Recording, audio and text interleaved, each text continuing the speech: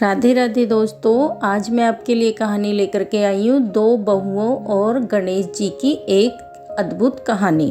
दोस्तों, किसी नगर में एक राजा थे। उसकी दो रानियां थीं। बड़ी रानी बहुत ही गुस्सैल और कुटिल स्वभाव की थी। बड़ी रानी के दो पुत्र भी थे, परंतु छोटी रानी इसके विपरीत बहुत ही नर्म, सबका आदर सत्कार करने वाली थी, परंतु उसके कोई संतान न थी। छोटी रानी गणेश जी की भक्त थी और हमेशा गणेश जी की भक्ति में ही लीन रहती थी। बड़ी रानी को राजा का छोटी रानी के पास जाना अच्छा नहीं लगता था, इसलिए वह राजा को किसी न किसी तरीके से अपने पास ही रोके रखती थी। एक बार राजा अपने नगर से दूसरे शहर जा रहे थे, तो राजा ने बड़ी रानी से पूछा कि आपको दूसरे शहर से कुछ सामान मंगवाना है। तो बड़ी रानी ने कहा कि मुझे कपड़े, गहने, बच्चों के लिए खिलौने और बहुत सी वस्तुएं उन्हें बता दी। फिर राजा ने छोटी रानी से पूछा कि आपको शहर से क्या मंगवाना है। तो छोटी रानी ने कहा कि मुझे कुछ भी नहीं चाहिए। जब मंत्री को इस बात का पता चला, तो मंत्री ने राजा से कहा कि छोटी रानी अपने लिए कभी भी कुछ नहीं मांगती हैं, तो क्यों ना हम उनके लिए गणेश जी की एक प्रतिमा ले आए। राजा यह सुनकर बहुत खुश हो गए। अब राजा शहर के लिए रवाना हो गए और वहां से वापस आने से पहले बड़ी रानी का बताया हुआ सारा सामान खरीद लाए। रास्ते में वापस आते हुए उन्होंने मंत्री से कहा कि वो छोटी रानी के लिए प्रतिमा लाना तो भूल ही गए। तभी उन्होंने थोड़ा आगे चलते हुए देखा कि एक आदमी सड़क के किनारे सभी देवी देवताओं की मूर्तियां बेच रहा था। मंत्री ने छोटी रानी के लिए एक सुंदर सी गणेश जी की प्रतिमा ले ली। महल में पहुंचकर राजा ने बड़ी रानी को उनकी मंगाई हुई सारी चीजें दे दी। फिर राजा ने छोटी रानी को भी गणेश जी की प्रतिमा दे दी। गणेश जी की उस सुंदर मूर्ति को देखकर छोटी रानी बहुत खुश हुई और उन्होंने उसे पूजा के स्थान पर स्थापित कर दिया।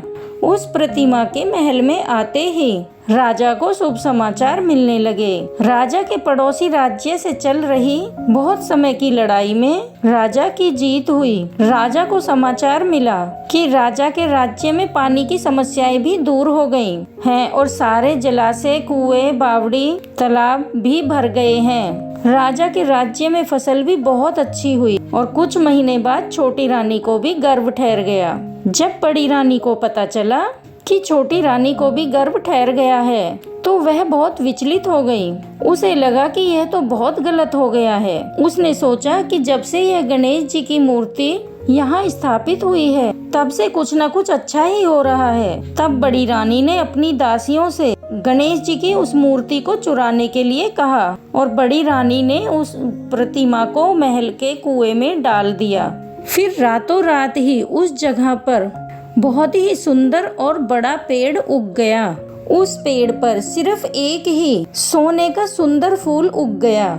सुबह उठकर जब सबने उस वृक्ष को और उस फूल को देखा, तो सब हैरान रह गए। सब उस सोने के फूल को लेना चाह रहे थे, पर वह फूल किसी के हाथ नहीं आ रहा था। बड़ी रानी भी वहां आई, राजा भी आए, फूल फिर भी किसी के हाथ नहीं आया। फिर सबने छोटी रानी को बुलाने के लिए कहा। छोटी रानी को भी वहां बुलाया गया। छोटी रानी के वहां आते ही उन्होंने अपनी झोली फैला दी और वह फूल अपने आप ही छोटी रानी की झोली में आ गिरा और गणेश जी की मूर्ति में बदल गया। राजा को उस मूर्ति को वहां देखकर बड़ा आश्चर्य हुआ और फिर राजा ने पूछा, ये तो वही मूर्ति है जिसे मैं लेकर आया था, ये इस कुएं में कहां से आई? तो छोटी रानी ने कहा कि मुझे इस बारे में कुछ भी पता नहीं है। फिर वह प्रतिमा साक्षात गणेश जी में बदल गई और फिर गणेश जी ने कहा, जिसने भी इस मूर्ति को कुएं में फेंका था वो खुद बता दे, नहीं तो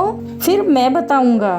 बड़ी रानी को अपने ऊपर शर्म आ रही थी, पर फिर भी वह कुछ नहीं बोली पाई। फिर गणेश जी की कृपा से उस कुएं के पानी में सभी को वह दृश्य दिखाई दिया कि कैसे मूर्ति चुराकर कुएं में फेंकी गई। इसके बाद राजा ने बड़ी रानी को दंड स्वरूप नगर के बाहर पुराने किले में रहने का आदेश दिया। फिर गणेश जी भगवान फिर से मूर्ति में बदल गए। फिर राजा ने महल के अंदर एक भव्य मंदिर बनवाकर उस मूर्ति को पूरे विधि विधान से स्थापित करवाया। छोटी रानी ने 9 महीने बाद एक सुंदर पुत्र को जन्म दिया। उसके बाद सारा नगर बुधवार का व्रत करने लगा। बोल गणेश जी महाराज की जय।